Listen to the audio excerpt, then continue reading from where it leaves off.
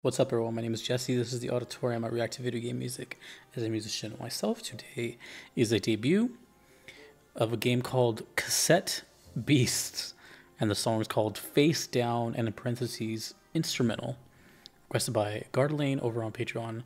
It's from the channel Louis G. And in the description here it says all rights go to Joel Baylis, Raw Fury, and Bitten Studio. I don't know anything about this game. Seems to be a lot of characters. They all look kind of cool. But does anyone here not know what a cassette is? Because I as soon as I saw that title, I felt immediately old AF. Yeah. I wonder if I still have any.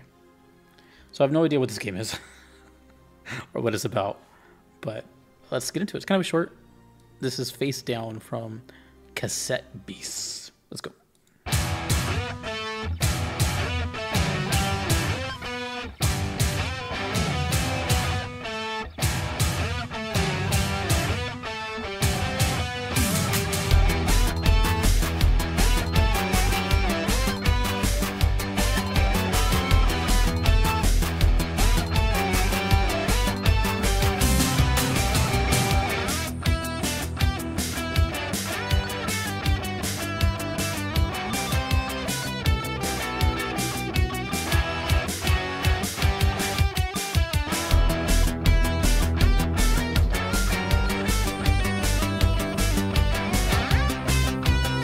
The guitar signal is very dry, but everything else sounds really over the top.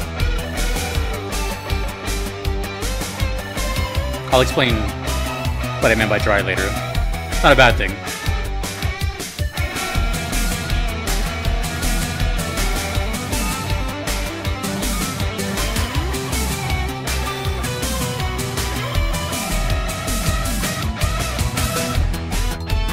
Really love the percussion. That's kind of like a commercial or like promotional material trailer. Not anymore.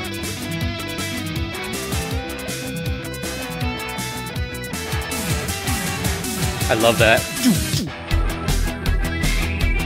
Ooh. Yeah, that's sick. Great. It sounds like two different songs. Unison bends.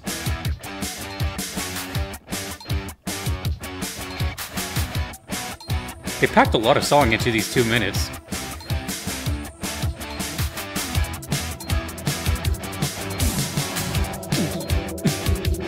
I wonder what the name of those drums are. Like, do they have a name? Like the laser sounding drums.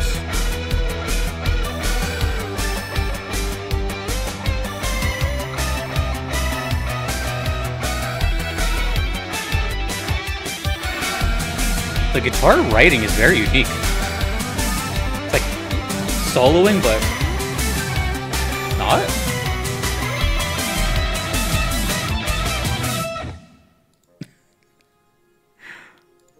I'm not gonna lie, and I mean this in a very nice way. That was one of the more bizarre songs I've had. It seemed so like, I don't even know, like just quite a palette of varied noises and musical ideas, but there was a lot like thrown into 2 minutes and 38 seconds. That's definitely gonna have to be reheard a couple times because it just kind of all like shoots at you right away. Don't know where the cassette part comes in, so I'm guessing one thing came to mind. Two, actually. One was that maybe this is a music-based game, and I'm only saying that because of the title of the game, Cassette Beasts. Although that's just a shot in the dark. And the other thing is just from what we see here, and this is just a recent thought, so it's not completely out of nowhere. It's just more of like a recent recency bias, and that's like, I know the game like Pal World just came out, and that's like a Pokemon type of thing, Dragon Quest type of thing. I think it's Dragon Quest. So my mind went there too, like, oh, maybe this is kind of like a, because I see one human and a bunch of monster like characters with very unique outfits, right? Like there's this one at the very bottom looks like a cat or something, and it has a monitor for a head with two like Ethernet cables coming out the back of it. The character design is very crazy. Like if you really stare at it or like look it up, like focus on it, there's like some crazy designs here. And I see the character has a cassette player. I really have no idea what this could be. This is so up to the imagination. But I will say though, the music was pretty ambitious. Quality was really good. I really liked the sounds of everything. It kind of kept moving. It was very energetic and lively. I'm going to talk about the guitar a bit because I know about the guitar. It kept changing. And what I mean by that, it wasn't like they wrote to the guitar part, okay, and that was it. It's like the guitar evolved with the song. So at first it sounded very, when I said dry, compared to the rest of the song, which has all these like reverberations and, you know, kind of splashes of, you know, mastering, the guitar signal was very like just like an overdriven signal.